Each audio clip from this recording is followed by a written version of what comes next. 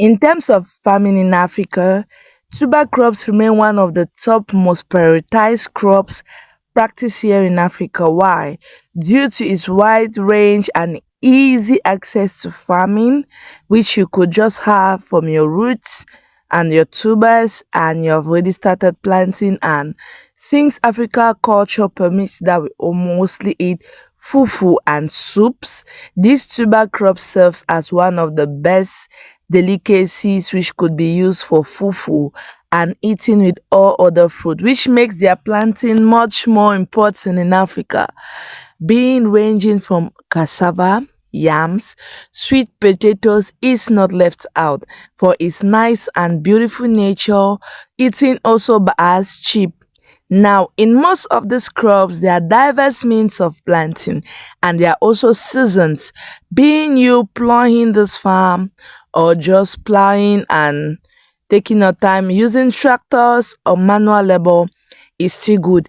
In the period of planting, or most preferably between March to May. After May, planting some of these tuber crops here might just lead to a lower return. That is, the yields will not be profitable the way you desire.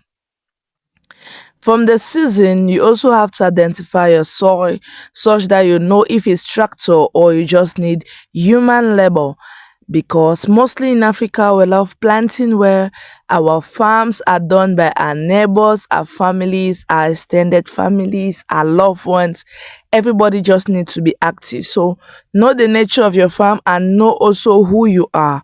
Do not go in for tractors of which you could easily plow at the family level, thereby reducing costs. So plowing all depends on your level of cost and how you intend to do it. So go in for that which is best. Also, if you are getting to that which is yam farming, you do not require a farm, but in a case where you need a farm, you will need to also do plowing. But in a case where a farm is not needed, you will love to carry out things like bags.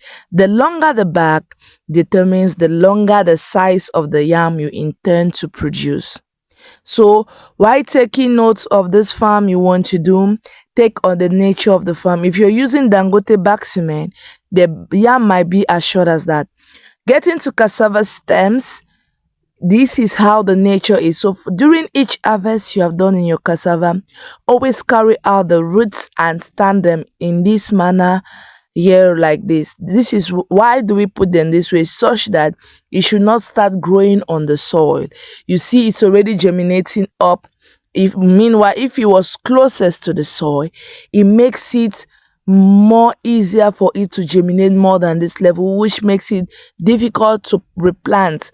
So cutting it either by a little saw or by a cutlass, depending on your availability and your cost yielded, do what is best for you. Come on, your basket is already there to be putting it in each heap. As one person is putting it behind, another person is in front also trying to plant, and your farm ends up like this.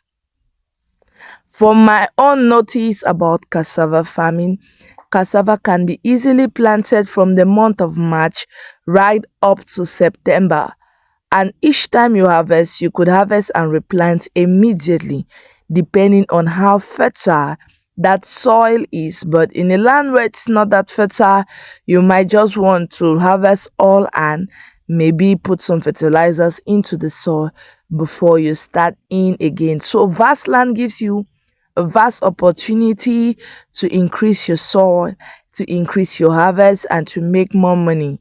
So taking it out of the suburb is easily also the best method of planting, because it gives you the availability of larger lands, and you could go from 1 hectare, 2 hectares, why not to an acre of land, given the availability in the suburb. Why do I say suburb? Because in the rural and the urban areas, it's very difficult for you to have larger land, and also the land will be very, very expensive. But see, this cassava here is at the level of 2 weeks. Once you have already planted, cassava takes a shorter period to germinate and just start growing. And no, cassava cannot only be planted by this method.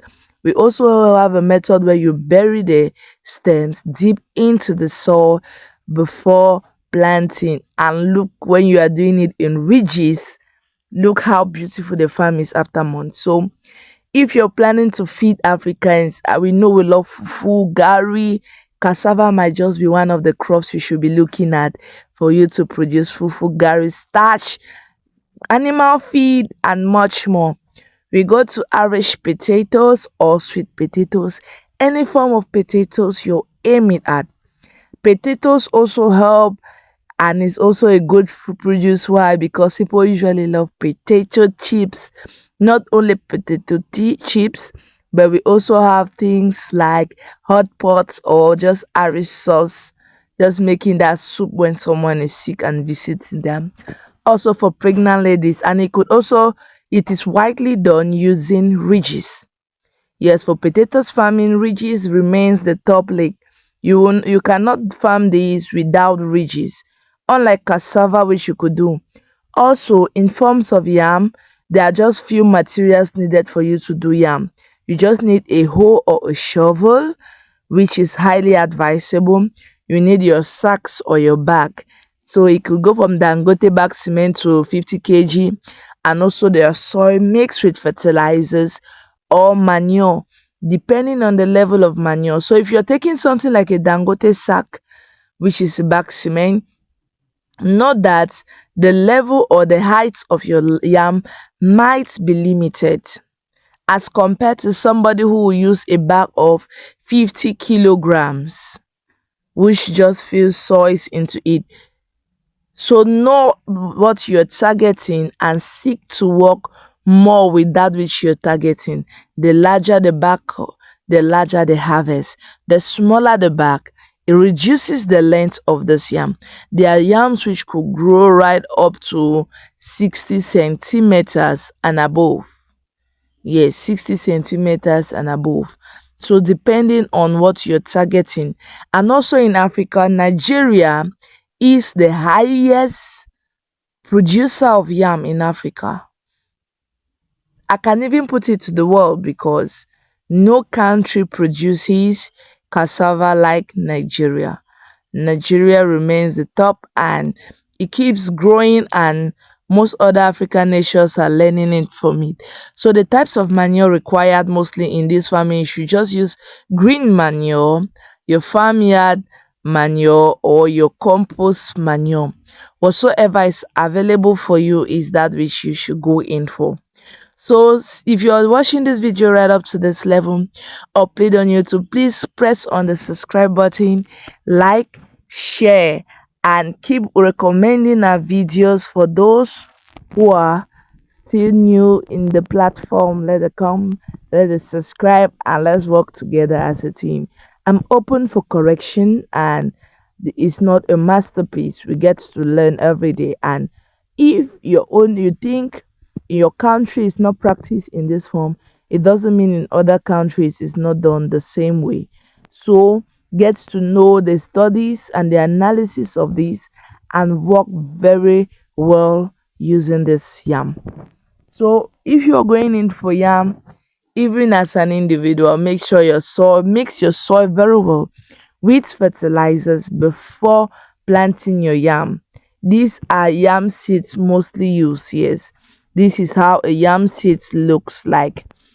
Very small, nice, and you also plant. There are some which have already germinated before planting. And do not plant right at the middle of the bag, but right up. Why? Because it permits this crop to go right deep, right deep. I say the larger the bag, the larger the yam. If the bag is small, it makes the yam not to expand very much. So which are you rooting in for? All the yams has its own way and still remain one of the top notch in it. So I'm grateful for you watching this video, and it's an inspiration. You don't understand what it means to be a farmer, because it is one of the most reliable source of income right up to date, as compared to people who would tell you online, online, online. Online is good, but there are a lot of scam. So I'm advising you today, come and start your farm. Is it your Irish potatoes? Is it your yam or is it cassava? Whatsoever is good, whatsoever is nice, I recommend it for you. Until then, it's been your host, Finance with Magdalene. Thank you for watching. Keep liking our videos.